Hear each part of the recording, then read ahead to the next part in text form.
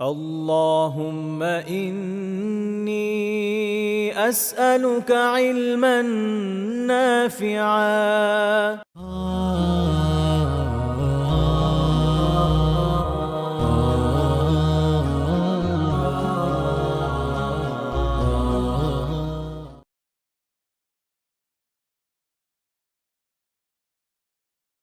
আসসালামু আলাইকুম ওয়া রাহমাতুল্লাহি ওয়া বারাকাতুহু। আলহামদুলিল্লাহ ওয়াসসালাতু ওয়াসসালামু আলা রাসূলিল্লাহ ওয়া আলা আলিহি ওয়া সাহবিহি ওয়া মান ওয়ালা, আম্মা বা'দ। সম্মানিত দিনী ভাই বোনেরা, মহান আল্লাহ সুবহানাহু ওয়া তাআলার শুকরিয়া আদায় করছি যে রব্বুল আলামিন সাপ্তাহিক আজকের এই দার্সে আমাদের উপস্থিত হওয়ার তৌফিক দিয়েছেন, আলহামদুলিল্লাহ। সম্মানিত দিনী ভাই ও বোনেরা, আপনারা জানেন আমরা আলোচনা করছিলাম পবিত্র কোরআনুল কারীমের সূরা নামলে আল্লাহ সুবহানাহু ওয়া তাআলা সুলাইমান আলাইহিস সালাতু ওয়াস সালামের নবুওয়াহ এবং রাজত্ব দুইটার সমন্বয় করে যেই ঘটনাগুলোর উল্লেখ করেছেন তার মধ্যে উল্লেখযোগ্য ঘটনা হচ্ছে সাবার রানী বিলকিসের সাথে সুলাইমান আলাইহিস সালাতু ওয়াস সালামের দাওয়াতের বা তাদেরকে ইসলামের পথে আনার পেছনের যে সংগ্রাম, যে প্রচেষ্টা, যে কার্যক্রম, সেগুলো নিয়ে যেই গল্প কোরআনুল কারীম উল্লেখ করেছে তা আমরা আলোচনা করছিলাম। আমরা গত পর্বে আলোচনা করেছি যে সাবার রানী বিলকিসের কাছে সুলাইমান আলাইহিস সালাতু ওয়াস সালাম হুদহুদকে যখন পাঠালেন, তাকে অল্প কথায় তিনি আনুগত্য প্রদর্শনের জন্য নির্দেশ দিয়েছিলেন। তিনি বলেছেন, আল্লাহ তাআলু আলাই ওয়াতুনি মুসলিমিন। তিনি বলেছিলেন যে আমার উপরে তুমি বরত্ব প্রদর্শন করো না, অহংকার প্রদর্শন করো না, বরং ইসলাম গ্রহণ করে আমার কাছে তুমি ফিরে আসো। তো এই প্রেক্ষিতে সাবার রানী তিনি একটা গুরুত্বপূর্ণ কাজ সম্পন্ন করেছিলেন। তিনি তার সভার মন্ত্রিসভায় যারা ছিলেন তাদের সাথে পরামর্শ করলেন কি করা যায়। সবার পরামর্শ গ্রহণ করে তিনি সিদ্ধান্ত গ্রহণ করলেন যে আমরা তাকে কিছু হাদিয়া পাঠাবো। এমনও হতে পারে তিনি আমাদের হাদিয়ায় সন্তুষ্ট থাকবেন, আমরা আমাদের মতো ভালো থাকবো, তিনি তার মতো ভালো থাকবেন। আর যদি এমন হয় যে না, হাদিয়াতে তিনি সন্তুষ্ট না, তাহলে বুঝতে হবে যে ওনার আমাকে আনুগত্য প্রদর্শনের যে আহ্বান করেছে সেটা দুনিয়াবি না, সেখানে অন্য কোনো বিষয় থাকতে পারে। তো তাই হলো, সুলাইমান আলাইহিস সালাতু ওয়াস সালাম তাদের সেই হাদিয়া, উপঢৌকন সবকিছু ফেরত দিলেন এবং বললেন যে আমি এমন এক সৈন্যবাহিনী নিয়ে আসতেছি, তুমি অপেক্ষা করো, যেটার মোকাবেলা করার মতো কোনো সামর্থ্য তোমাদের থাকবে না। আল্লাহর এই দুনিয়ায়, আল্লাহ সুবহানাহু ওয়া তাআলার এই দুনিয়ায় বসবাস করতে হলে তার আনুগত্য মেনে, তাকে রব মেনে, তাকে ইলাহ মেনে বসবাস করতে হবে। তুমি যদি আল্লাহর যথাযথ মর্যাদা দান করো, তাহলে তোমার উপরে জুলুম অত্যাচার কোনো কিছুই করা হবে না। তো এই হুঙ্কার শোনার পরে সাবার রানী বিলকিস তিনি বললেন যে ঠিক আছে, আপনার সৈন্যবাহিনী নিয়ে আমাকে অ্যাটাক করার দরকার নাই, আমি নিজেই আপনার দরবারে হাজির হচ্ছি, এসে আপনার সাথে আমি মত বিনিময় করছি। সুলাইমান আলাইহিস সালাতু ওয়াস সালামের উদ্দেশ্য যেহেতু ছিল দাওয়া, তিনি চাইলেন যে যেহেতু সে একটা রাষ্ট্রের দায়িত্বশীল, একটা বিশাল সাম্রাজ্যের সে প্রধান, যদিও তিনি নারী কিন্তু একটা সাম্রাজ্যের প্রধান। তো সুলাইমান আলাইহিস সালাতু ওয়াস সালাম চাইলেন যে ক্ষমতা বা অর্থবিত্ত বা দুনিয়ার যে চাকচিক্যের যেই আহ, মানে কি বলে, চমৎকার অবস্থানে তারা অবস্থান করছে, তাদের অবস্থানটাকে যদি সুলাইমান আলাইহিস সালাতু ওয়াস সালামের রাজত্বের সামনে, তার কর্তৃত্বের সামনে, তার শক্তির সামনে ছোট প্রমাণ করা যায়, তাহলে সেখানকার যিনি রাষ্ট্রের প্রধান আছেন তিনি অনুভব করবেন যে এই ব্যক্তির শক্তি, সামর্থ্য বা যা কিছুই আমি দেখতে পাচ্ছি, এগুলো অবশ্যই সৃষ্টিকর্তা প্রদত্ত। সুতরাং তিনি যেই রবের, যেই মালিকের, যে ইলাহের উপাসনা করেন, ইবাদাত করেন, মেনে চলেন, আমারও তাকে মেনে চলা উচিত। এই কারণে সুলাইমান আলাইহিসসালাম তিনি যে জিনিসটা চাইলেন, তিনি চাইলেন যে সাবার রানী বিলকিস ফিলিস্তিনে পৌঁছার আগেই বর্তমানের ইয়ামান থেকে প্রায় হাজার হাজার কিলোমিটার দূরে, এখান থেকে রানীর যে সিংহাসন রয়েছে, যেটা তার বাহিনী দিয়ে ঘেরাও করা, সিকিউর জায়গায় রাখা, এত কিছু সত্ত্বেও সেটাকে রানী পৌঁছার আগে সেই সিংহাসন সাবা থেকে ফিলিস্তিনে উনি নিয়ে যেতে চাইলেন। উনি ওনার সভায় থাকা লোকদেরকে বললেন যে কে পারবে সে সিংহাসন আমার কাছে এনে হাজির করতে, সে আমার কাছে মুসলিম হয়ে ফিরে আসার আগেই। তখন ইফরিত মিনাল জিন, জিনদের মধ্যে থেকে শক্তিধর একজন বললেন যে আপনি আপনার সভা থেকে ওঠার আগেই আমি এই কাজ সম্পন্ন করতে পারবো। উনি চিন্তা করলেন যে এটা তো লম্বা সময়, আমার সভা শেষ করতে আরো 2-4 ঘন্টা বিষয়, তো এত সময় অপেক্ষা না করে আমি আরো তাড়াতাড়ি যাচ্ছি, কে পারবে। তখন তার সভার মধ্যে থেকে একজন বলল যে আপনার চোখের পলক ফেলার আগেই আমি সেটা এনে উপস্থিত করব। এবং তিনি আল্লাহ সুবহানাহু ওয়া তাআলার সাহায্যে সেটা সম্পন্ন করলেন। সুলাইমান আলাইহিসসালাম এই নিয়ামতের শুকরিয়া তিনি আদায় করলেন। এই বিষয়গুলো নিয়ে আমরা গত পর্বে আলোচনা করেছি। তো এর পরের যে ব্যাপারগুলো ঘটেছে আজকে সেগুলো নিয়ে কথা বলবো, এবং আমাদের এই জায়গাতে কি কি শিক্ষা আমরা অর্জন করতে পারি, কি কি বিষয় আমরা আমাদের ব্যক্তি জীবনেও কাজে লাগাতে পারি, সেগুলো নিয়ে কথা বলবো। একটা বিষয় গত পর্বে আলোচনা করতে আমি ভুলে গিয়েছিলাম, সেটা একটু আজকে বলি। সূরা নামল শুরু করার পরে আমরা পিঁপড়ার সাথে সুলাইমান আলাইহিসসালামের যে ঘটনা সেটাও আলোচনা করেছি, এবং রানী বিলকিসের সাথে যে ঘটনা সেগুলো আলোচনা করছি। তো এখানে দুইটা জিনিস আমরা মানে দুইটা বিষয় আমার কাছে ইম্পর্টেন্ট মনে হয়েছে শেয়ার করা।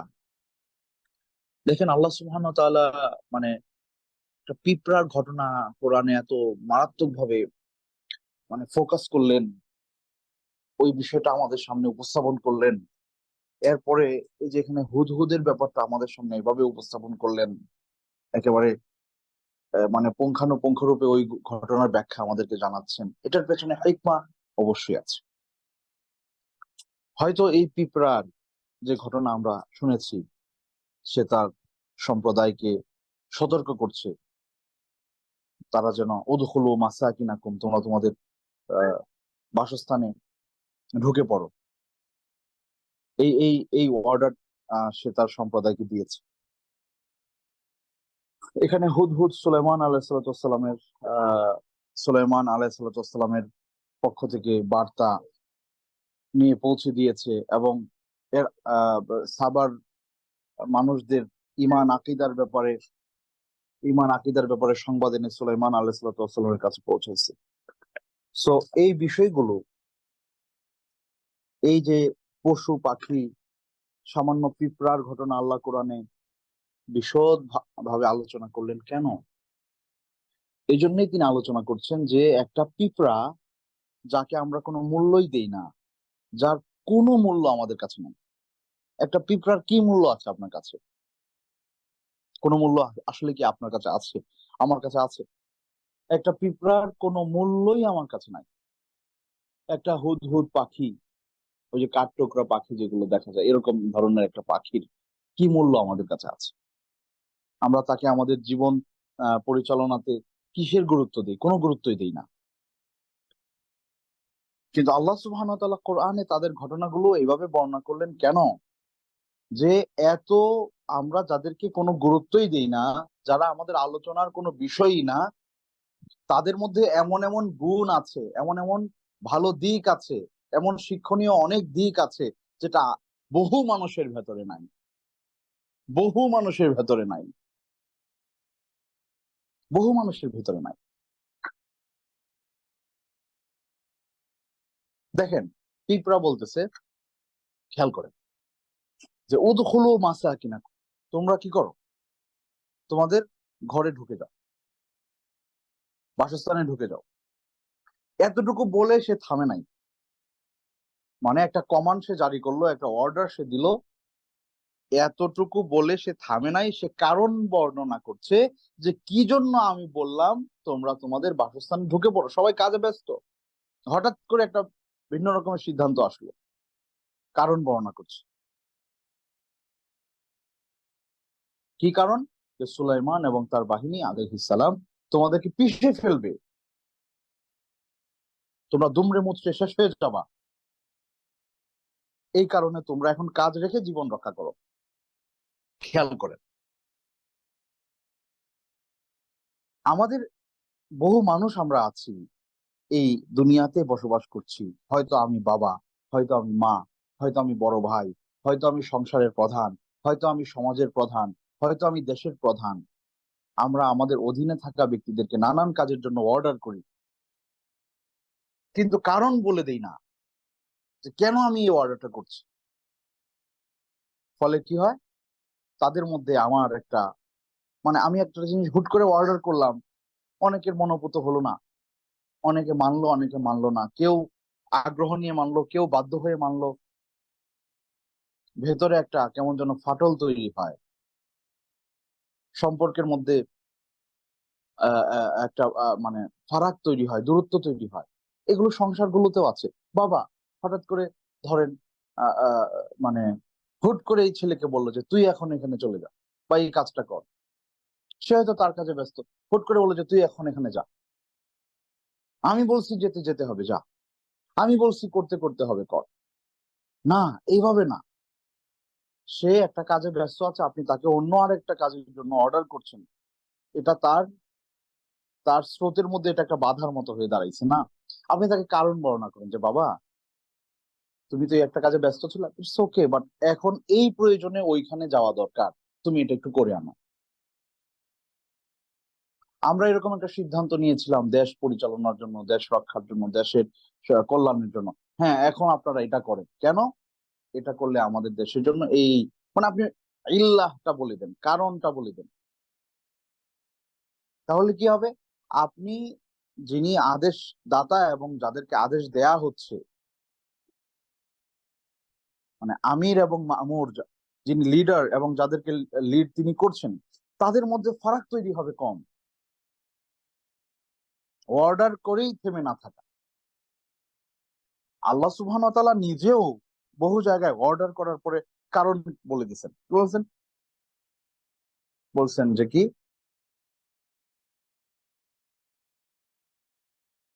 ওয়াজকুর রাব্বাকা ইযা নাসিত। আরেকটা সুন্দর করে বলি, আল্লাহ সুবহানাহু ওয়া তাআলা আরেক জায়গায় কি করেছেন, সলাতের জন্য আদেশ করেছেন, ওয়া আকিমিস সলাতা লিযিকরি। তিনি বলতেছেন তুমি নামাজ প্রতিষ্ঠা করো। কেন? নামাজ প্রতিষ্ঠা করলে, নামাজ কায়েম করলে, নামাজ আদায় করলে, নামাজের সাথে থাকলে, নামাজিদের সাথে থাকলে, নামাজ কায়েম দায়েম রাখলে আমার জিকির, আমার স্মরণ তোমার ভেতরে থাকবে।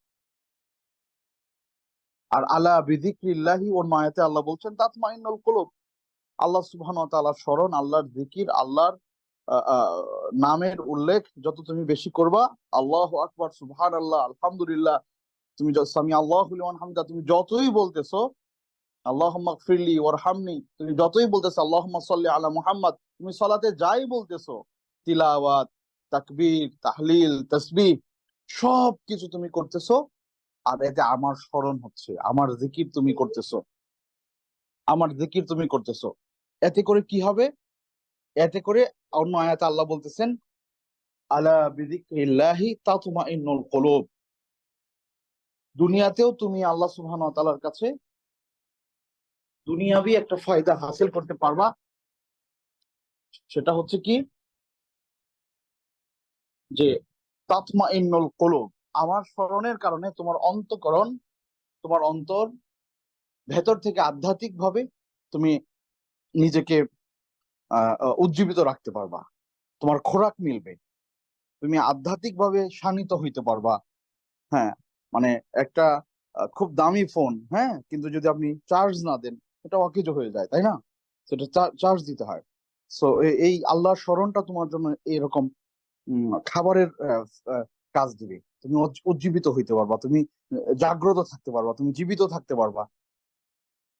তাহলে এই জন্য এই যে শিক্ষাটা আমরা পিঁপড়া থেকে নিতে পারি, যে আমরা আমাদের অধীনে যারা থাকবে তাদেরকে অর্ডার করব, পাশাপাশি যদি মানে আমার সুযোগ থাকে তাহলে আমি কি করব, অর্ডার কেন করলাম সেটাও বলে দিব, যে আমি তোমাকে নামাজ পড়ার অর্ডার করতেছি।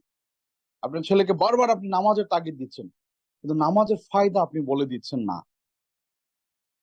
কোরআন পড়ার তাগিদ দিচ্ছেন, কোরআন পড়ার ফায়দাটা তাকে বোঝাচ্ছেন না। আপনার স্ত্রীকে, আপনার মেয়েকে পর্দার কথা বলতেছেন, শুধু অর্ডার করে যাচ্ছেন, ফায়দাগুলো তার সামনে স্পষ্ট করছেন না। প্রয়োজন মনে করেন না, আরে আমার আমার ছেলে মেয়ে আমাকে শুনবে না তো কাকে শুনবে? হ্যাঁ, আপনাকে শুনবে। আরো ভালোভাবে শোনার জন্য আপনি তাকে ইল্লতটা কারণটা বর্ণনা করে দেন, কেন আপনি এই অর্ডারটা করতেছেন, কেন আপনি এই অর্ডারটা করতেছেন আপনার বাচ্চাকে, কেন আল্লাহর আনুগত্যের ভেতরে তাকে থাকতে বলতেছেন, এটার ফায়দাটা তাকে আপনি শোনায় দেন। কেন মানে তার জীবন পরিচালনায় ইসলামের সৌন্দর্যগুলো তাকে রাখা দরকার, এগুলোর ফায়দাগুলো তাকে বর্ণনা করে দেন। দেখবেন সংসার সুন্দর হবে, আপনি নিজেও ভালো থাকবেন, তারাও ভালো থাকবে। আপনি অফিসের বস, আপনি সবাইকে যে কোনো কাজের অর্ডার করতেই পারেন, এটা আপনার ক্ষমতা, আপনার অধিকার আছে। পাশাপাশি আপনি তাকে এটার ব্যাখ্যাটাও সুযোগ থাকলে বলে দেন, যে এই কারণে আপনাদেরকে আমি এটা করতে বলছি। তাহলে সেখানে কাজের মধ্যে আন্তরিকতা থাকবে, বন্ডিং ভালো থাকবে, আপনার প্রতিষ্ঠানের উন্নতি দিনকে দিন বাড়বে। সো এটা পিঁপড়া আমাদেরকে শিখাইতেছে।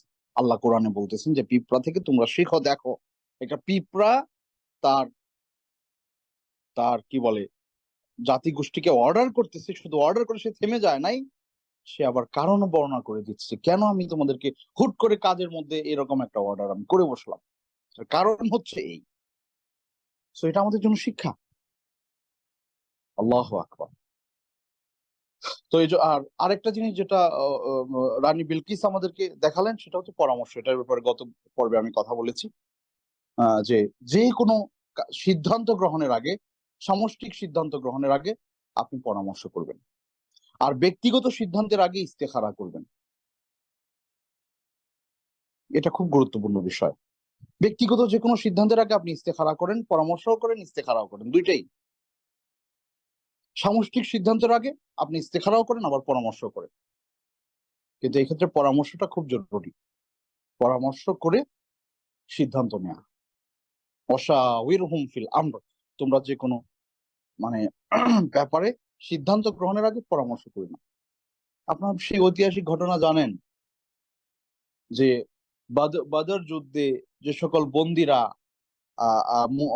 অমুসলিম বন্দীরা মুসলিমদের হাতে ধরা পড়েছিল, তারা এক একজন মক্কার বড় বড় পর্যায়ের মানুষ ছিলেন, কিন্তু তারা আজকে বন্দী, যুদ্ধবন্দী। সে আপনাকে মেরে ফেলতে আসছিল, আপনি তাকে ধরে ফেলছেন এবং তাকে বন্দী করছেন, তার মানে তার জীবন আপনার হাত। আপনি যদি তাকে কতল করে ফেলেন, কেউ কিছু বলতে পারবেন।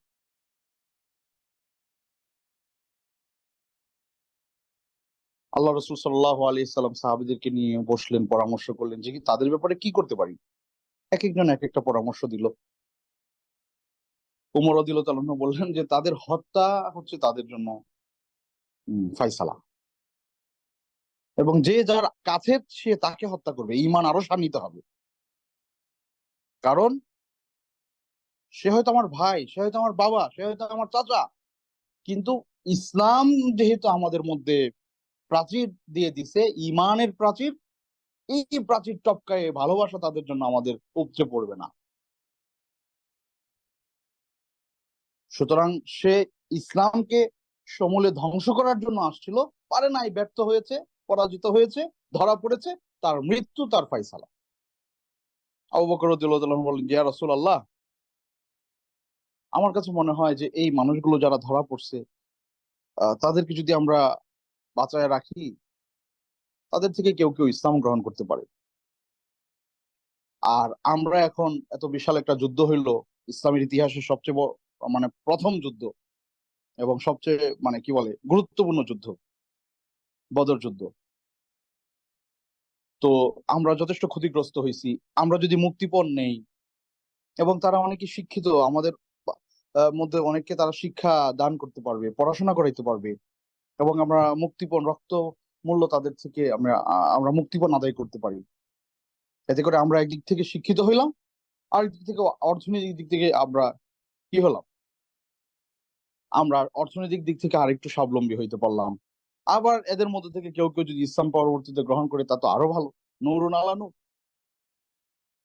পরামর্শের ভিত্তিতে আবু বকর রাদিয়াল্লাহু তাআলা আনহুর পরামর্শটা রাসূল সাল্লাল্লাহু আলাইহি সাল্লামকে অনেক বেশি আপ্লুত করলো, এবং তিনি সেটাই গ্রহণ করলেন।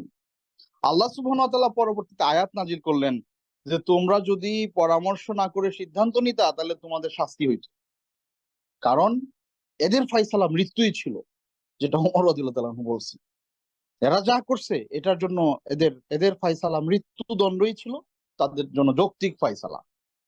কিন্তু যেহেতু পরামর্শের ভিত্তিতে একটা কাজ তোমরা করছো, যাক, তোমাদেরকে আমি আর এটার জন্য ধরলাম না। খেয়াল করে দেখেন, সুবহানাল্লাহি ওয়া বিহামদিহি।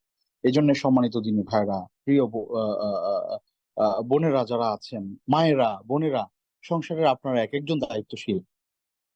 আপনার সংসারে আপনার স্বামী যদি পরামর্শ ছাড়া কাজ করে, তাকে বুঝান যে পরামর্শের ভিত্তিতে কাজ করো, এটা আমার জন্য, তোমার জন্য, আমার সন্তানদের জন্য উপকার। আপনি আপনার স্ত্রীকে বুঝান, আপনার বাবা মাকে বুঝান যে আমরা যে কোনো কিছু করব পরামর্শের ভিত্তিতে আমরা করতে চাই।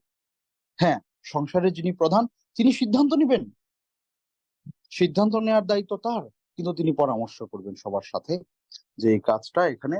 একজন রানী বিলকিস, তিনি অমুসলিম ছিলেন তখন, সূর্যের পূজা করত। এই মানুষটার ভালো গুণটা আল্লাহ কোরআনে উল্লেখ করেছে। আল্লাহু আকবার। আচ্ছা, যাই হোক, আচ্ছা, এখন আমরা ঘটনায় আসি। এরপরে কি হলো, যখন সুলাইমান আলাইহিসসালাম তিনি চাইলেন তার সিংহাসনটাকে ফিলিস্তিনে নিয়ে আসতে, তিনি ফিলিস্তিনে পৌঁছার আগেই قال الذي عنده علم من الكتاب أنا آتيك به قبل أن يرتد إليك طرفك। তিনি বললেন যে আপনার চোখের পলক ফেলার আগেই আমি সেটাকে আপনার কাছে এনে হাজির করব, এবং তিনি তাই করলেন। সুলাইমান আলাইহিসসালাম এই ঘটনা দেখে তিনি বললেন, হাযা মিন ফাদলি রব্বি, এটা আমার রবের আমার প্রতি অনুগ্রহ। লিয়াবলুয়ানি আশকুরু আম আকফুর, তিনি দেখতে চান আমি এই নিয়ামত পেয়ে আমি কি শুকরিয়া আদায় করছি আল্লাহর, নাকি আমি আল্লাহর কৃতজ্ঞতার বাইরে নিজের আমিত্ববোধ, নিজের বড়ত্ব, নিজের শ্রেষ্ঠত্ব, নিজের কর্তৃত্বের আমি এটা হাসিল করেছি, এই কথা আমি বলছি, যেটা কুফরির শামিল। ওমান শাকারা ফা ইন্নামা ইয়াশকুরু লিনাফসিহি ওমান কাফারা ফা ইন্না রাব্বি গানিয়্যুন কারীম। সুতরাং যে ব্যক্তি আল্লাহর শুকরিয়া আদায় করবে, ক্রেডিটটা আল্লাহকে দিয়ে দিবে, আল্লাহ সে মূলত তার নিজের জন্যই শুকরিয়া আদায় করলো, কারণ এটার প্রতিদান সে আখিরাতে আল্লাহর কাছে আবার পাবে। এবং দুনিয়াতে আল্লাহ বলছেন লাইন শাকারতুম লাযিদান্নাকুম, যদি শুকরিয়া আদায় করো আমি আরো বাড়ায় দিব, আরো বাড়ায় দিব। আর তার বিপরীত যদি হয়, তাহলে আল্লাহ সুবহানাহু ওয়া তাআলা আমার এই শুকরিয়া আদায়ের জন্য বসে নাই। তার শুকরিয়া আদায়ের এরকম বহু মাখলুক আছে যারা আল্লাহ শুকরিয়া আদায় করছে প্রতিনিয়ত, আল্লাহ তাসবিহ তাহলিল ইবাদাতে মশগুল আছে। সো আমি যদি করি এটা আমার জন্যই ভালো। আমরা গত পর্বে একটা আলোচনায় বলেছিলাম যে আপনার ওই যে খাবার দাবারের পর একটা দোয়া আছে যে আলহামদুলিল্লাহিল্লাযী আতআমানি হাদা ওয়া রাযাকানিহি মিন গায়রি হাওলিন মিন্নি ওয়ালা কুওয়া, যে এই দোয়াটা পড়বে খাওয়ার পরে। হ্যাঁ, সরি, এই দোয়াটা যে খাবারের পরে পড়বে, খাবার গ্রহণের পরে এই দোয়াটা বলবে, হাদিসে আসছে গফির লাহু মা তাকাদ্দামা মিন যামবি, তার আগের গুনাহ মাফ হয়ে যাবে। সো আমি চিন্তা করলাম যে গুনাহ মাফ হবে এই দোয়া পড়লে, কেন, কারণ কি? কারণ এই দোয়ার যে কথাগুলো আপনি যদি খেয়াল করেন, যে আলহামদুলিল্লাহ, সে আল্লাহর প্রশংসা যিনি আমারে খাওয়াইলেন, আমাকে পান করাইলেন, আমাকে পোশাক পরার তৌফিক দিলেন, আমার কোনো ধরনের চেষ্টা ফিকির ছাড়া। অথচ আমি বাস্তবিক অর্থে দেখতেছি যে সবকিছু আমি করছি, আমি ইনকাম করতেছি, আমি বাজার করতেছি, আমি বাজার থেকে আনলাম, এটা রান্না হইলো, এরপরে আমি মুখে দিলাম, চাবাইলাম, গিললাম, এরপরে খাওয়া হইলো, দেখতেছি যে আমি সব করছি। আর আল্লাহ বলতেছে তুমি কিচ্ছু করো নাই, সব আমি করাইছি, তুমি এটা বলো। এটা যদি স্বীকৃতি দাও তোমার গুনাহ মাফ হবে। এটাই নাস্তিক আর আস্তিকদের মধ্যে পার্থক্য, সম্মানিত ভাইরা। একজন নাস্তিক তার চর্মচক্ষু দিয়ে সে যা দেখতেছে ওইভাবে সে কথা বলতেছে, আর আমরা শুধু চর্মচক্ষু দিয়ে না, এটার অন্তর্নিহিত বিষয়টাও অনুভব করি। এটাই ঈমান এবং মুমিনের কাজ, এটাই ঈমানের দাবি এবং ঈমানদারদের কাজ। আপনি যদি একটু গভীরভাবে চিন্তা করে দেখেন যে আসলেই তো তাই। সুলেমান আলাইহিস সালাম চিন্তা করতে পারতেন যে আমার সবার মধ্যে এমন লোক আছে যে চোখের পলকে ওই হাজার হাজার মাইল দূর থেকে সিংহাসনটা এখানে নিয়ে আসতে পারতেছে। আমি কত শক্তিশালী রাজা, কত শক্তিশালী রাজা! এমন রাজা দুনিয়াতে আসা সম্ভব না। এমন রাজা দুনিয়াতে আছে যে জিনেরা তার রাজসভায় খেদমতের জন্য অপেক্ষা করতেছে, অর্ডার করবেন আর পালন করে দিবে মুহূর্তের মধ্যে? নাই। সো সুলাইমান আলাইহিসসালাম পারতেন এইভাবে চিন্তা করতে, আমি তো বিশাল কিছু। ফেরাউন কি বলতেছিল? আনা রব্বুকুমুল আ'লা, আমি তো সবচেয়ে বড় তোমাদের রব।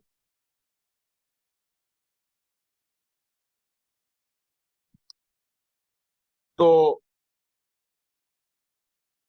আল্লাহ সুবহানাহু ওয়া তাআলা মানুষদেরকে নেয়ামত দুনিয়াতে দান করেন, এবং উনি যেটা বললেন সুলাইমান আলাইহিসসালাম, লিয়াবলুয়ানি, আমাকে আল্লাহ পরীক্ষা করতে যাচ্ছেন এই নিয়ামত দিয়ে।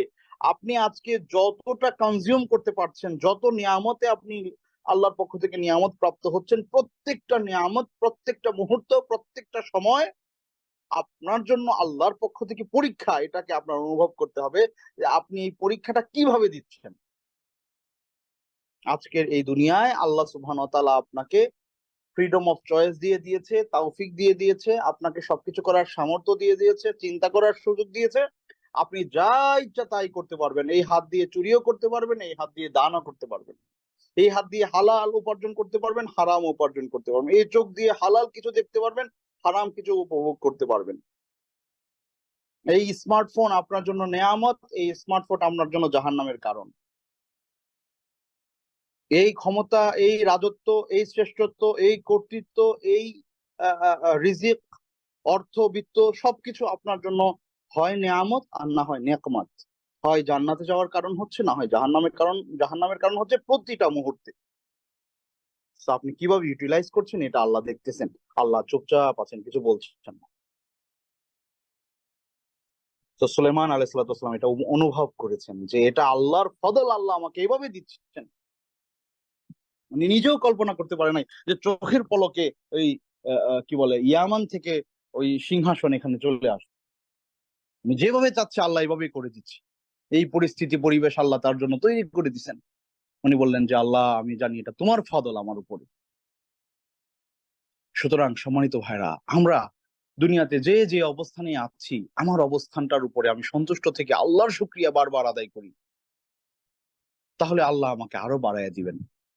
কিভাবে শুকরিয়া আদায় করবো? মৌখিক শুকরিয়া। কিভাবে শুকরিয়া আদায় করবো? কাজ দিয়ে শুকরিয়া।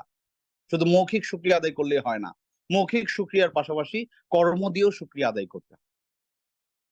কর্ম দিয়ে কিভাবে শুকরিয়া আদায় করবেন? আল্লাহর আদেশগুলো আন্তরিকতার সাথে মেনে চলবেন, আল্লাহর নিষেধগুলো থেকে শত শত মাইল দূরে থাকার চেষ্টা করবেন, সবসময় সজাগ থাকবেন যে আল্লাহর নিষিদ্ধ কোনো কাজে যেন আমি লিপ্ত না হই, আর আদেশ যেখানে, এখানে ঝাঁপিয়ে পড়ার মতো অনুভূতি আপনার ভেতরে কাজ করবে।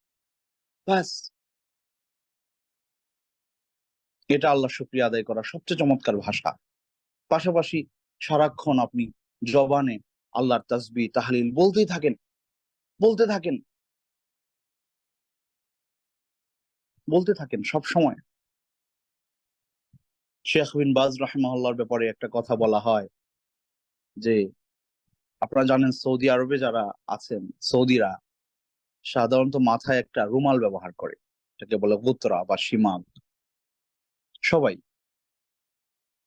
এটা তাদের জাতীয় পোশাক বলা যায়। মানে এটা সুন্নাহ এই জন্য পরে ওনারা, ব্যাপারটা এরকম না, কিন্তু এটা তাদের একটা জাতীয় পোশাক।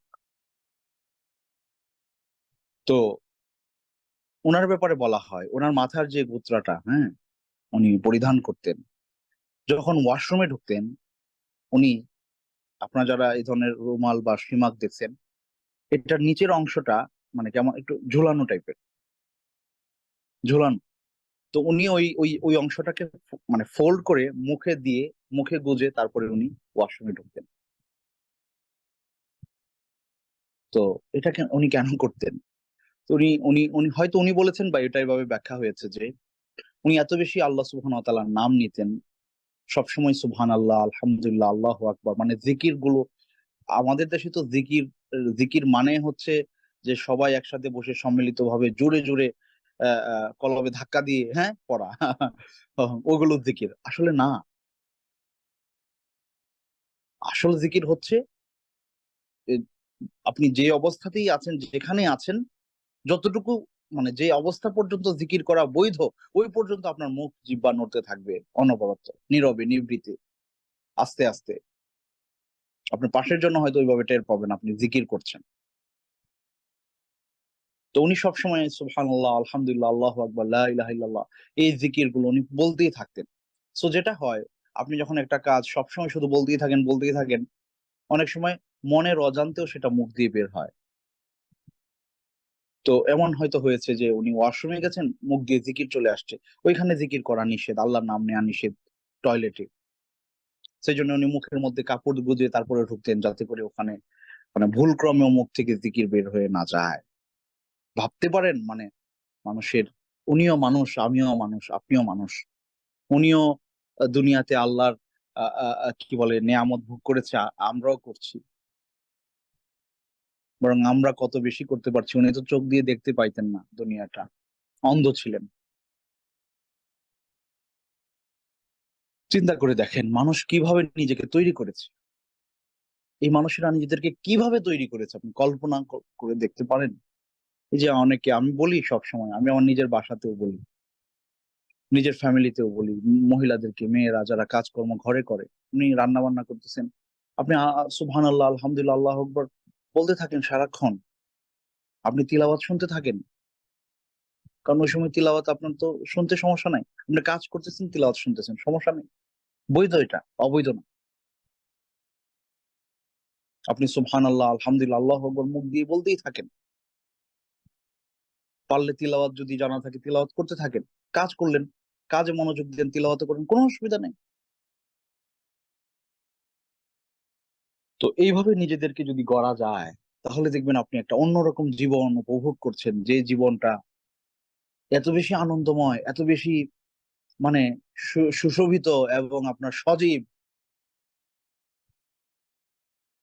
আপনি কল্পনাও করতে পারবেন না। একটা অন্যরকম জিন্দেগি আপনি লাভ করবেন এই জিকিরের মাধ্যমে। কারণ হাদিসে কি আছে? মাসালুল লাযী ইয়াযকুরু রাব্বাহু ওয়াল্লাযী লা ইয়াযকুরুহু মাসালুল হাইয়্যি ওয়াল মাইয়িত। যে আল্লাহর জিকির করে আর যে করে না, তাদের একজন জীবিত আর একজন মৃত। যে আল্লাহর জিকির করে না সে নিষ্প্রাণ, জড়বস্তু সদৃশ। বুঝতে পারছেন?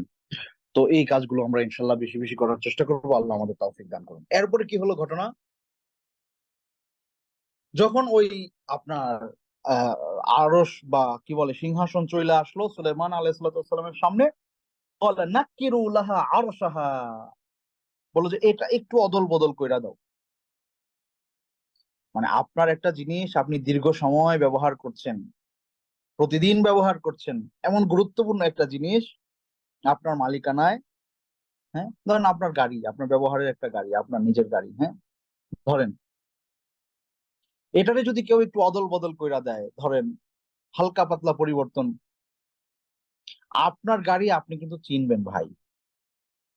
কিছু অদল বদল হলেও আপনার নিজের ব্যবহারের গাড়ি আপনি কিন্তু চিনতে পারবেন। আপনার একটা বাড়ি, আপনি 10 বছর পরে আপনার গ্রামে গেছেন বিদেশ থেকে, আপনার গ্রামটা কি দেখলে আপনি চিনবেন না? অনেক পরিবর্তন কিন্তু হয়, হয় না? অনেক পরিবর্তন হয়। এই দেখলেন যে এখানে কিছু ছিল না, এখানে এটা হয়ে গেছে, এখানে ছিল না এটা হয়ে গেছে, ওখানে এটা ছিল এটা এখন নাই।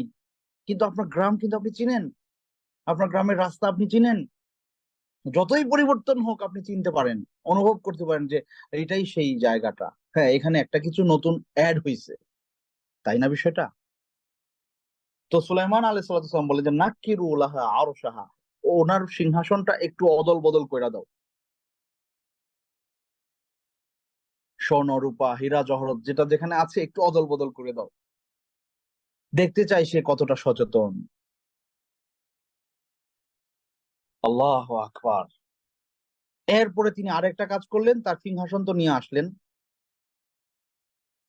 আরেকটা কাজ করলেন, তিনি তার জন্য একটা প্রাসাদ বা একটা মানে এরকম একটা কিছু তৈরি করলেন এবং সেটার ঠিক মাঝখানে তিনি তার আরশটা, তার সিংহাসনটা স্থাপন করলেন এবং ওইখান পর্যন্ত যাইতে হলে যে রাস্তাটা, সেটাকে তিনি তার অধীনে থাকা বাহিনী দিয়ে, সেটা জিন হোক মানুষ হোক, এমন ভাবে তৈরি করলেন যে দূর থেকে দেখলে মনে হবে যে এটার মধ্যে পানির ঢেউ খেলতেছে, কিন্তু এটা কাঁচ দিয়ে বানানো একটা মানে কি বলে মানে একটা স্তর, এমন ভাবে তৈরি করা হয়েছে আপনি দূর থেকে দাঁড়ায় দেখতেছেন, দূর থেকে না কাছ থেকে দেখতেছেন, মনে হবে যে পানি ঢেউ খেলতেছে এখানে।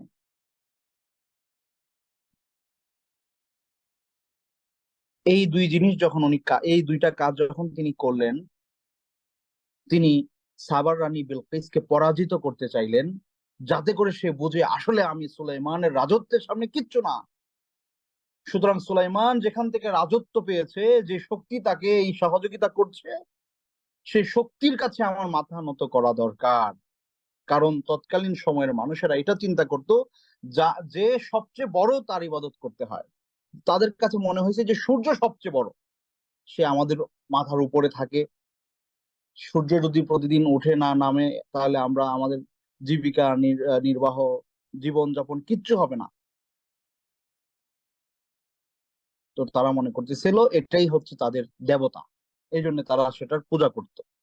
সুলাইমান আলাইহিসসালাম চাইলেন তাকে এই শিক্ষা দিতে যে না, তুমি যে সূর্যের ইবাদত করছো, পূজা অর্চনা করছো, তার চেয়ে বড় অনেক মহান শক্তিমান বাদশাহ রয়েছেন, রাজাধিরাজ রয়েছেন, যার আনুগত্য আমি করি। আর সেই আনুগত্যের ফলে তোমাকে আমি কিভাবে পরাজিত করেছি দেখো, তুমি এখনো যদি তার কাছে অবনত না হও তো আর কবে হবা। এটা মূলত উনি চাইছিলেন এবং তাই হলো। যখন তিনি আসলেন, ফালাম্মা জাআত কিলা আহাকাযা আরশুক ক্বালাত কাআন্নাহু হু। তখন যখন সাবার রানী বিলকিস ওখানে গেলেন, তাকে সেই প্রাসাদের ওইখানে নেওয়া হলো এবং ওই ওই সিংহাসন দেখিয়ে বলা হলো যে তোমার সিংহাসনটা কি এমন। আল্লাহু আকবার। তো ওই রানী বিচক্ষণ মহিলা, তিনি তাকে দেখে অবশ্যই বুঝে গেছেন এটা কি হয়েছে, ঘটনাটা কি তিনি বুঝে গেছেন, যে তার আসার আগেই তার সিংহাসন ওইখান থেকে এখানে নিয়ে আসা হয়েছে। এই যে একটু আগে বললাম না, আপনার গ্রামের বাড়ি, আপনি 5 বছর পরে গেলেও আপনি বুঝবেন এটা আপনার বাড়ি ভাই, আপনার নিজের বাড়ি, আপনি এখানে বড় হয়েছেন। তাহলে তিনিও বুঝতে পারছেন যে এটা আসলে মানে ওনার নিজেরই সিংহাসন। কিন্তু যখন সুলাইমান আলাইহিসসালাম জিজ্ঞেস করলেন যে তোমার সিংহাসনটা কি এমন দেখতে, বলে না এটা কি তোমার সিংহাসন, না এটা উনি বলার দরকার নাই তো, এটা বলাটা মানে বর্তমানে এটা জরুরি না। কারণ তাহলে তো খবরই দিয়ে দিলাম যে তোমারটা আমি নিয়ে আসছি। বরং তিনি বললেন যে তোমার সিংহাসনটা কি দেখতে এমন, মানে এটা কি বলে মানে একটু ডিপ্লোম্যাটিক মানে কোশ্চেন, আবার ডিপ্লোম্যাটিক অ্যান্সারও মহিলা দিয়েছে। সেই রানী কি উত্তর দিয়েছে দেখেন, বলছে কাআন্নাহু হু, বলতেছে যে হ্যাঁ মনে হচ্ছে তো এমনই। খেয়াল করেন, কাআন্নাহু হু, মনে হয়তো সে এরকমই, আমারটা মনে হয়তো এরকমই। মানে কি, উনি উনি এটা বলে নাই যে এটা আমার না, আবার এটাও বলে নাই যে এটা আমার। তো যারা দায়িত্বশীল পর্যায়ের মানুষ থাকেন, তাদের এই ধরনের কথাবার্তা অনেক ক্ষেত্রে বলতে হয়। কারণ তখনও তিনি আর কি নিজে অতটা ছোট এক বাক্যে হয়ে যেতে চাইলেন না, বলেন নাই হ্যাঁ এটাই তো আমার। এটা বলা মানে উনি ছোট হয়ে গেলেন তার সামনে সরাসরি। তার মানে আপনি আসার আগে আপনার সিংহাসন আমি এখানে নিয়ে এসে পড়ছি, আপনার পরাজয় তো এখানেই হয়ে গেল। তো এই ধরনের কথাবার্তাগুলো বলা বৈধ, ইসলামী শরীয়তে অবৈধ না। যেমন ডক্টর ইউনূস সাহেবকে আহ, আহ, আমি বলতে শুনেছি, ওনার এক বক্তব্য উনি বলতেছেন যে আপনারা বারবার জিজ্ঞেস করেন যে নির্বাচন কবে হবে, নির্বাচন কবে হবে। তো উনি জবাব দিয়েছেন কি, যে আপনারা যখন চাইবেন তখনই নির্বাচন হবে। আপনারা যতদিন আমাদেরকে আমাদের এখানে দায়িত্বে রাখবেন আমরা থাকবো, আপনারা যখন রাখবেন না আমরা চলে যাব। এগুলো ডিপ্লোম্যাটিক অ্যান্সার। তার মানে উনি এখন এটার জবাব দিতে রাজি না, বা উনি সরাসরি বলবেন না যে কবে আসলে নির্বাচন হবে। এটাকে উনি ডিলে করতে চাচ্ছেন। হ্যাঁ, ডিলে মানে সংযত কারণে ডিলে করতেছেন, বা যৌক্তিক কারণে যেটা দরকার। মানে আমাদের কথা বলার উদ্দেশ্য এটাই, এই ধরনের কথা যারা মানে রাষ্ট্রের পরিচালক, রাষ্ট্রনায়ক, বিভিন্ন কূটনৈতিক জায়গায় তাদের যেতে হয়, কথা বলতে হয়, তাদের কাছ থেকে এই ধরনের বক্তব্য আসে। এটা কোরআনেও আছে। এই সুলাইমান আলাইহিস সালামের ঘটনাতেও এই কথাটার উল্লেখ আছে। এই ধরনের অ্যান্সার বা কোশ্চেন ছিল, এটা আগেও ছিল, এখনো আছে, থাকবে, এটা থাকাটা স্বাভাবিক। তো উনি মানে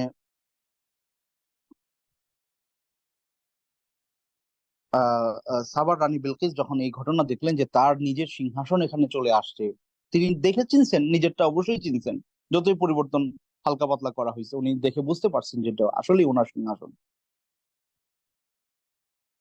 আল্লাহু আকবার। তো এই জায়গায় উনি একদিক থেকে সুলাইমান আলাইহিসসালামের কাছে দুর্বল হয়ে গেলেন। এরপরের ঘটনা কি? কিল লাহা দুখুলিস সারহ, তাকে বলা হলো আপনি এখন আপনার প্রাসাদে ঢোকেন।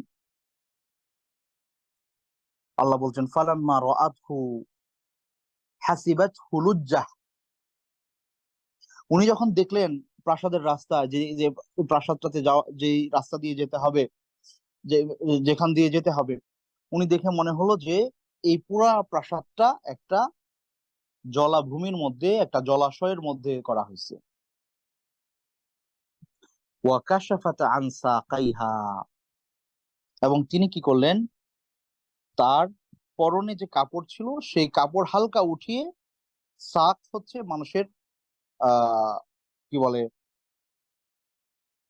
টাকনুর যেই আপনার ইয়েটা, একটা তো হাঁটু, তাই না?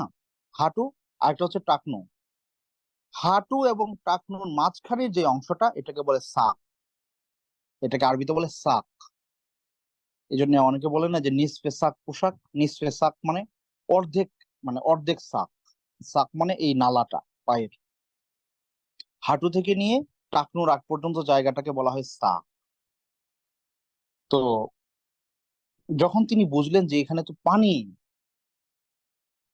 ওনার কাছে এটা স্পষ্টই পানি মনে হলো, তখন তিনি তার কাপড় একটু টেনে ধরলেন, এবং তার এই পায়ের নালা, টাকনুর উপরের যে অংশ, সেটা প্রকাশ পেয়ে গেল। তখন ক্বালা ইন্নাহু সরহুন মুমাররাদ মিন কাওয়ারির, তিনি বললেন আপনি করছেন কি, করছেন কি, এটা তো একটা মানে স্বচ্ছ কাঁচ দ্বারা তৈরি, এখানে পানি নাই আসলে।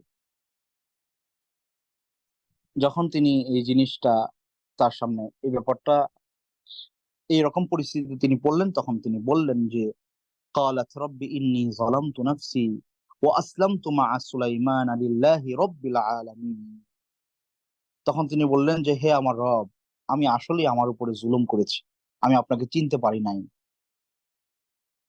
ও আসলাম তুমা সুলাইমান, এবং আমি আপনার বান্দা সুলাইমান, তিনি যেমন ইসলাম গ্রহণ করেছেন, আপনার কাছে আনুগত্য স্বীকার করেছেন, আপনার বান্দা, আপনার রসুল, আমি তার সাথে সাথে মুসলিম হওয়ার ঘোষণা দিচ্ছি। আর আমার এই আনুগত্য লিল্লাহি রাব্বিল আলামিন, গোটা জাহানের একচ্ছত্র অধিপতি যিনি রব, তার জন্য। এভাবে তিনি ইসলাম গ্রহণ করলেন। এবং নানান ঘটনা আছে, বলা হয় যে সুলাইমান আলাইহিস সালাম তাকে বিয়ে করেছিলেন। হতে পারে, অসম্ভবের কিছু না। তো এখান থেকে যে জিনিসটা আমরা শিখতে পারি সেটা হচ্ছে, ইসলামের বাইরে যে সকল মানুষেরা রয়েছেন, তাদেরকে ইসলামের প্রতি দীক্ষিত করতে, তার জন্য যেই অস্ত্র ব্যবহার করা দরকার, অস্ত্র বলতে জ্ঞানটাও অস্ত্র, শুধু তরবারির অস্ত্র বা কি বলে আগ্নেয়াস্ত্র অস্ত্র তা না, জ্ঞানটাও অস্ত্রের কাজ দেয়, তাই না? যাকে যেভাবে ইসলামে আনার জন্য, যেই অবস্থার প্রেক্ষিতের যে রকম উপায় গ্রহণ দরকার, হালাল উপায়, সেই উপায় অবলম্বন করা উচিত। এই ঘটনা আমাদেরকে এটা শিক্ষা দেয় এবং আল্লাহ সুবহানাহু ওয়া তাআলা যুগে যুগে তাই বলেছেন, তাই করেছেন। আমরা যে ঘটনাগুলো বলেছি যে মুসা আলাইহিস সালামের সময় জাদুর একটা বিশাল কর্তৃত্ব ছিল। আল্লাহ মুসাকে এমন একটা কিছু দান করেছেন যে এটার সামনে সব জাদুকররা পরাস্ত হয়েছে। ইউসুফ আলাইহিস সালামের সময়ে স্বপ্নের ব্যাখ্যাকারকদের রমরমা পরিস্থিতি অবস্থা। স্বপ্ন দেখলে সে ব্যাখ্যা করতো, মিলে যাচ্ছে, মনে করতো তারা মানে আল্লাহকে তারা বুঝতো না, মানে তার সৃষ্টিকর্তার কাছের কেউ। আল্লাহ ইউসুফ আলাইহিসসালামকে এমন তাওয়িল শিক্ষা দিলেন যেটার কাছে সবাই অপারগ ছিল। তাহলে সুলাইমান আলাইহিস সালাম তিনি রানী বিলকিসকে ইসলাম গ্রহণ করানোর জন্য তিনি ওই পন্থাটাই অবলম্বন করেছেন যে পন্থাটায় তাকে দুর্বল করা যায়। তাকে সুলাইমান আলাইহিস সালাম ওনার কাছে যে আল্লাহর কি বলে যে ছিল, কিতাব ছিল, সেই কিতাব থেকে তিনি মানে কোনো আয়াত, জান্নাত জাহান্নামের ব্যাপারে কোনো সতর্কতা তেমন কিছু কিন্তু প্রদর্শন করেন নাই দাওয়াতের ক্ষেত্রে। বরং তিনি এই জিনিসটা উপলব্ধি করেছেন যে তারা যেহেতু মনে করে যে যিনি সবচেয়ে ক্ষমতাধর তিনিই হবেন রব, সুতরাং তার সামনে আমার ক্ষমতাধর রবকে আমি প্রমাণ করতে চাই, তাহলে তিনি আমার রবকে অটোমেটিক মেনে নেবেন। তাহলে অবস্থার আলোকে আপনি সিদ্ধান্ত নেবেন তাকে আপনি কিভাবে দাওয়াতটা দিবেন। একজন লোক নাস্তিক, আপনি শতবার তাকে কোরআনের আয়াত দিয়ে দাওয়াত দেন, হাদিস দিয়ে দাওয়াত দেন, দেখবেন সে কেমন যেন পিছলাইয়া যাবে, কেটে যাবে, অন্য পথে চলে যাবে এবং এটার প্রতি তার কোনো শ্রদ্ধাবোধ ওইভাবে তৈরি হয় না। কিন্তু সে যুক্তি দিয়ে কথা বলে, তাহলে আপনি যুক্তি দিয়ে তার জবাব দেন। যেমনটা ডক্টর জাকির নায়েককে আমরা দেখেছি অনেক জায়গায় তিনি এটা করছেন এবং করেন। সো যুক্তিতে সে যখন পরাস্ত হয় তখন সে ভাববে আসলেই তো তাই, আমি তো পরাজিত হয়েছি, তাহলে সত্যটা কি, এটা সে চিন্তা করবে। এই জন্য এই সর্বোপরি সব অবস্থায় যার যেটা চিকিৎসা, এটা তো একটা রোগ, ইমান না আনা, কুফরিতে লিপ্ত হওয়া এবং নেফাকি থাকা, এগুলো রোগ। আল্লাহ তো কোরআন স্পষ্টই বলেছেন ফি কুলুবিহিম মারাদ, তাদের অন্তরে রয়েছে রোগ, মুনাফিকদের অন্তরে রোগ আছে। কুফরিটাও রোগের অবশ্যই রোগ। সো সে অসুস্থ হলে তার সব রোগের ট্রিটমেন্ট তো এক না, তাই না? সব রোগের চিকিৎসা একটা জিনিস না, বাট একটা জিনিসের বিভিন্ন রূপ কিন্তু এক এক রোগের জন্য এক এক রকম চিকিৎসা হয়, তাই না? যেমন ধরেন মনে করেন আপনার মধু বা কালিজিরা, এগুলো এগুলো মানে চিকিৎসা, কিন্তু এগুলো ব্যবহারের বিভিন্ন প্রক্রিয়ার কারণে এক এক রোগের এক এক রকমের ফায়দা আসে, এটা বাস্তবতা। যেমন ঘাস লতা পাতা দিয়ে ওষুধ তৈরি হয়, তাই না?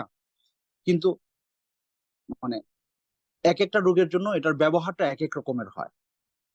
সেম আপনারা যখন দাওয়াতের কাজ করবেন, যাকে যেভাবে যেই হিকমা অবলম্বন করে, যেই প্রক্রিয়া অবলম্বন করে দাওয়াত দেওয়া দরকার, ওই জিনিসটা খুঁজে বের করে তাকে ওইভাবে দাওয়াত দেওয়ার চেষ্টা করা, তাহলে পরে আমাদের এটা কাজে লাগবে। আল্লাহ সুবহানাহু ওয়া তাআলা আমাদেরকে এই ব্যাপারগুলো বোঝার এবং নিজের জীবনে আমলে আনার তৌফিক দান করুন। যারা যুগে যুগে দ্বীনের পথে কাজ করে গেছেন তাদের কাতারে আমাদেরকে শামিল করুন। আল্লাহুম্মা আমিন। তো আজকে এই পর্যন্ত আমরা সুলাইমান আলাইহিস সালামের সাথে রানী বিলকিসের যে ঘটনা সেটা আমরা শেষ করলাম। আল্লাহ সুবহানাহু ওয়া তাআলা আমাদের সবাইকে দ্বীনের উপরে অবিচল রাখুন। আল্লাহুম্মা আমিন। ওয়া সাল্লাল্লাহু তাআলা আলা সাইয়্যিদিনা ওয়া নাবিয়িনা মুহাম্মদ। আসসালামু আলাইকুম ওয়া রাহমাতুল্লাহি ওয়া বারাকাতুহু।